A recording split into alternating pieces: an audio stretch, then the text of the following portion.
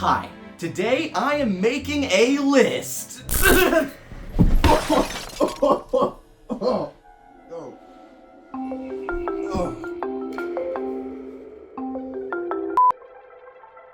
What? Your list license is expired!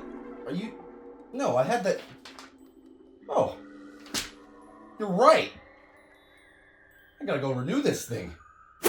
Hey, I need this renewed. Ah!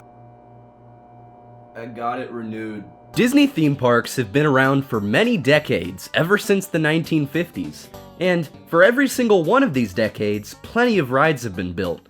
I mean, what else do you think they were doing? There's so many rides to talk about in these past 8 decades of Disney theme parks, but I'm here to look at just one from each of those decades that I personally feel stands above all of the other ones. Now, before I get to telling you which ride is the best of every decade, I feel like I should tell you that this stuff is all just my opinion, my personal opinion. None of this is based on technical achievement or things like that. If that were the case, then some of the things I list here would be very different. Instead, I am simply evaluating the rides I think are the coolest or the most fun. Also, I'm keeping this limited to American Disney attractions only. Nothing from Tokyo Disney Sea or Walt Disney Studios Park. Why only the American parks? Simple. Those are the ones I've been to. I can actually form opinions on them. Most of them. At least one of these attractions was totally closed before I even existed. With that said, let's take a look through history and see what the best Disney attractions from every decade are. With the opening of Disneyland in mid-1955, the folks at WED Enterprises only had 5 years to cook up whichever attraction I consider to be the best of the decade. One of the first major contenders that you could think of for this honor would be the selection of dark rides you can find in Fantasyland. Throughout the latter half of the 1950s, Disneyland opened Mr. Toad's Wild Ride, Snow White and Her Adventures, Peter Pan's Flight, and Alice in Wonderland. These were all incredible experiences for the time, but the ride that I personally think was the best one of this decade can be found just a little ways away from these dark rides, and it opened right near the tail end of the decade. Of course, I could only be talking about the Matterhorn bobsleds. Well, I could be also talking about the Aluminum Hall of Fame. This was an actual thing. The Aluminum Hall of Fame.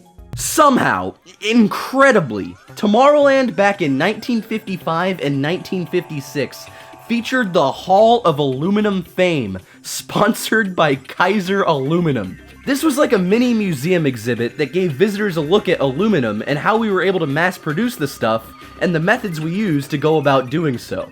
What? Here at the Aluminum Hall of Fame, every guest could fulfill their wildest fantasies. If such fantasies exclusively included learning about the past, present, and future of aluminum. You even got a special card for walking through the exhibit. Let's see here. Your name here has been illuminated by the brightest star in the world of metals at the Kaiser Aluminum exhibit at Disneyland is aware of all of the benefits pertaining thereto. Geez, you think they could have at least made a t-shirt? Kids in the 1950s would have went crazy for this shirt. You would have seen the little rascals wearing this on every single block. I truly think both Disney and Kaiser Aluminum as a company really fumbled the bag here. What was I talking about again? The bobsled. What? Put it in aluminum terms so I understand. Aluminum is a metal, right? They built the Matterhorn out of metal. Oh my god! The Matterhorn opened at Disneyland right as the decade was coming to a close, being unveiled to guests in June of 1959, just barely making the criteria for this section of the list. It should consider itself lucky for this too. The moment the 1960s started coming into view, WED really started pulling out all the stops. If the Matterhorn bobsleds opened in the 1960s as opposed to the 1950s, it would absolutely not be on this list. It would be crying in a puddle. Luckily for it, it opened in the 1950s. The Matterhorn lives to see another day. It was pretty easy to choose the Matterhorn as the best attraction of this decade. It holds such historical significance that is still felt to this day. It was the world's first ever steel tube roller coaster, which is neat. Beyond that, the mountain itself was such a statement back in 1959. This was one of the tallest things in the entire Anaheim area, and it all began with Walt Disney just going, "Hey, build this," to the team at Wet Enterprises. The ride experience itself is such simple fun, too. This was Disneyland's first big real thrill attraction, and it shows with all of its fun twists, turns, and the big splashdown ending that sticks around to this very day. With all this considered, it shouldn't be difficult at all to agree that the best Disney attraction of the 1950s is the Kaiser Aluminum Hall of Fame! Yeah! No, it's the Matterhorn. It's the Matterhorn. The 1960s was a pretty packed decade for Disneyland. A bunch of huge new attractions opened up, and planning began for what would eventually become Walt Disney World. It was also the decade in which the Walt Disney Company experienced a big corporate shakeup, with Walt Disney being promoted from alive to dead. When it comes to the only actual park that was open at the time, the 1960s were pretty light in terms of new additions. Nothing new came until about 1963 with the opening of the Enchanted Tiki Room. So too in 1965 came the opening of Great Moments with Mr. Lincoln, followed by It's a Small World being brought in 1966. Then, closer to the end of the decade, two immense heavy hitters were introduced with Pirates of the Caribbean in 1967 and The Haunted Mansion in 1969. It's no doubt that the decision for the best ride of the decade comes down to solely being between these two. In my personal opinion, it would be Pirates of the Caribbean that takes the title here. While yes, these are both two very good attractions, I think Pirates takes it due to the ways in which it innovates upon the dark rides of the past by being the first truly great dark ride to be set on water, as opposed to the dry dark rides of Disney's past. Where was the aluminum though? The 1970s were one of the biggest decades in the entirety of Disney theme park history. Of course, the big new addition came with the opening of Walt Disney World in the Magic Kingdom and all the rides that came with it in 1971. On top of this, even more was to be on the horizon with the announcement of Epcot Center to be opened during the following decade. What I personally think of as being the best attraction of this decade is one that came a few years after Magic Kingdom initially opened. That being the Magic Kingdom's 1975 version of Space Mountain. You can really tell this was a great ride too, as a Disneyland version of the ride was near immediately ordered, which itself opened in 1977, only 2 years later. This Disneyland version, though, is still not as good as the original Magic Kingdom version. Yeah, you're not as good as your cousin! The 80s was an even bigger decade than the last for the Disney parks. Epcot Center opened, along with Disney MGM Studios and Tokyo Disneyland. While some people may think that the Great Movie Ride is the best attraction of this decade, I've personally never been a very big fan of the attraction. I'm not opening that. They're gonna kill me. Instead, I think the best attraction of the 80s is one that can be found over in Epcot Center with the attraction called Horizons. This ride did everything Epcot Center set out to do, educating, entertaining, and inspiring the people riding to strive for a better future. It also had copious amounts of water damage! Another really cool feature of Horizons that made it so neat was the ability to choose your ending as the finale of the ride. Even today, I think this is still one of the coolest interactive features in any ride. There were so many more unique features of this ride on top of that too. One of the other cool elements of Horizons came in the fact that the ride building contained two huge IMAX-sized screens as part of a scene showing the most recent technological advancements of the time the ride opened. Additionally, the ride has an amazing original score from composer George Wilkins, and it is one of my favorite soundtracks ever composed for anything in a theme park. Whoa! Theme parks have good music. Here's my top 3. Number 3, the Jaws ride. It's good. Number 2, Ocean Trader Market. It's great. Number 1, Ellen's Energy Adventure. It's great. What were we talking about? The Horizons is good! The 90s. It's the decade that gave us Meet the Deedles. What else happened that decade? I don't know. My Deedle-a-day calendar doesn't say anything else. Unfortunately, I don't have much knowledge on non-Deedle events of the 90s, but I think I'll still be able to give my opinion here. This was a really weird decade for the Disney parks, mainly with the opening and subsequent failure of Euro Disneyland, nowadays known as the Disneyland Paris Resort. Even though it was a truly great park, French people saw the opening of Euro Disneyland as a despicable cultural attack on France by a big American company. Meanwhile, in America, Disney was opening really neat stuff. One of the biggest additions was Indiana Jones Adventure in 1995, which was a truly amazing dark ride that I made a truly subpar video about back in the dark ages. I was still in high school when I made that video. It's out of focus, it's bad, don't watch it, it sucks. Indiana Jones Adventure is really good though. However, I think it should be obvious what my favorite attraction is.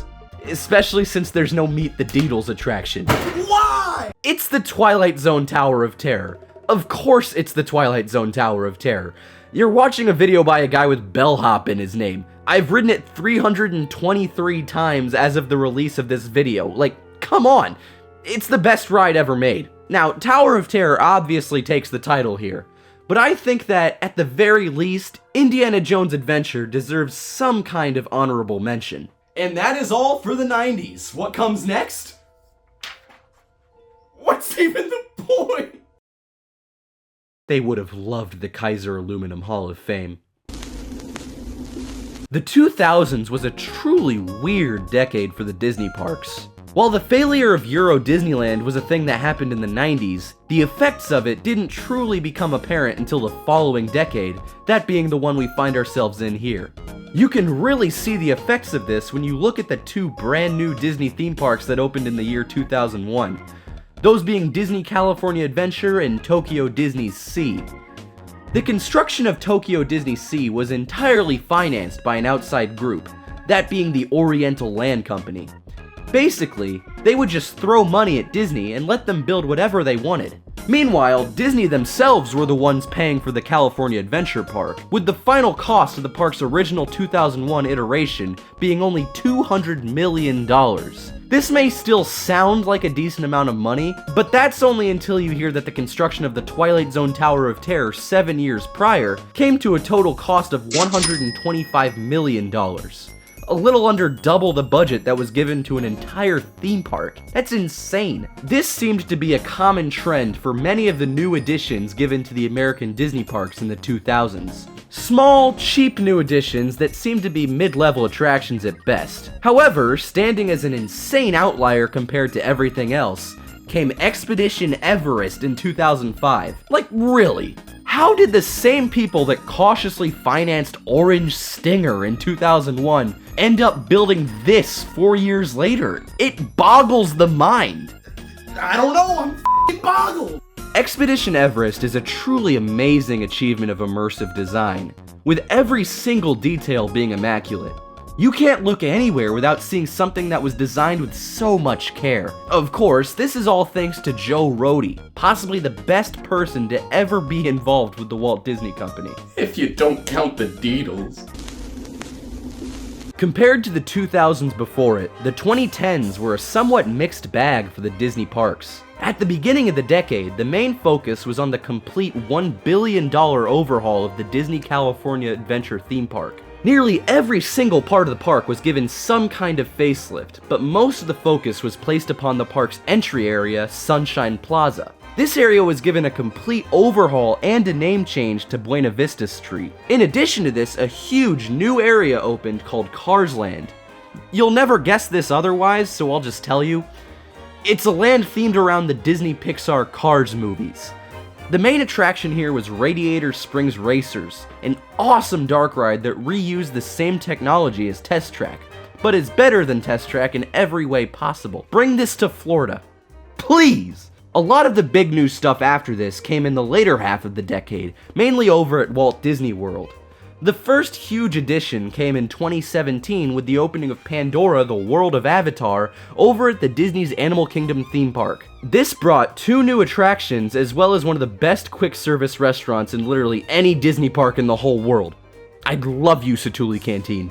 The smaller of the two attractions was Navi River Journey, a slow-moving scenic boat ride through the colorful forests of Pandora. At the ride's finale, you get to come face to face with a hell demon. Cool! The other attraction that opened here is the much more important one, that being Avatar Flight of Passage. This is like the magnum opus of all 3D simulator rides that came before it. Every single simulator ride in any theme park ever since Star Tours at Disneyland back in 1987 feels like it has at least some of its DNA in Flight of Passage. Every ride except, like, Race Through New York. Maybe Jimmy Fallon's in the walls there. Flight of Passage is simply an amazing attraction. It is one of the few attractions in any theme park around the entire world that is able to stimulate all of the human senses, except for taste. That would be weird. I don't want to taste that thing. It probably tastes like asbestos, like a dirty air vent. Ew! I don't want it! Ew! The other big addition of the 2010s came with the opening of Star Wars Galaxy's Edge in 2019. This brought two new attractions again, being Millennium Falcon's Smuggler's Run, as well as Star Wars Rise of the Resistance. Rise of the Resistance is a truly monumental dark ride achievement, with mind-blowing special effects on nearly every corner. Unfortunately, as the years since the ride's opening go on, more and more of these effects seem to stop working. Anytime I go on this ride and I can see an effect that isn't working properly, it immediately takes me out of the experience. I know this is a very nitpicky opinion, but this is my list. A list is gonna include my opinions. That's the very definition of a list! With all that said, I believe that the best attraction of this decade is Radiator Springs Racers over at California Adventure. One of the biggest things contributing to this opinion is in how the ride so expertly blends itself into the land that it is in. The Ornament Valley rockwork of Cars Land is amazing, and it turns out there's also a whole dang ride going all around it. It is so cool. I'm also just a sucker for any ride that involves both indoor and outdoor portions, just like with the ride's older brother, Test Track. I love the whole vibe of Cars Land itself, and this ride is just the cherry on top of an already amazing area. It's Guardians of the Galaxy Cosmic Rewind. It can't be anything except for Guardians of the Galaxy Cosmic Rewind. Even if there was actual competition, it would still be Guardians of the Galaxy Cosmic Rewind. What competition even is there? Runaway Railway and a clone of a 10-year-old ride from Walt Disney Studios Park over in Disneyland Paris? It's really a no-brainer answer. Cosmic Rewind is such a good coaster. It has everything you would want from a thrill attraction at Walt Disney World, and it gives Epcot the big draw it has been sorely needing for years now. Some people will try to tell you that this ride doesn't fit with the theming of Epcot, and to that I say, who even cares when the ride is this good? Epcot's whole vision has been a mess for a while now, so at this point of my life, I don't even care what they do with the park as long as it's fun and still has at least some of that Epcot DNA in it, which Cosmic Rewind does. The queue still has quite a bit of educational merit, even if it isn't the main focus of the attraction at hand. You can learn all about things such as urban planning, the hierarchy of an entirely made-up society, and even learn about fun stuff like that one golden record that NASA meant for aliens to find and play. All in all, I believe Guardians of the Galaxy Cosmic Rewind is and will continue to be the best Disney ride of the 2020s because after Tiana's Bayou Adventure opens later this year, I don't even know what is planned to come in the future after that. And really, it seems like Disney doesn't know either. Both of their last two D23 Expo Park announcement panels have just been them going, What will go here? We don't know. Might it be this? We don't know. And so that is my list of what I personally believe to be the best Disney rides of every single decade ever since the 1950s. What'd you think? Now, as I said, these were only including the attractions present at the American Disney parks, since those are the only ones I've been to. But if you have been lucky enough to go to any of the other parks around the world, and believe that one of the rides over there qualify for being the best of any decade, I would love to hear what you think. But now, I think it's about time I future-proofed this video. I'm gonna give my favorite Disney attraction of the 2030s as well. I mean, come on. It's the Deedles. I don't know. My Deedle-a-day calendar doesn't say anything else.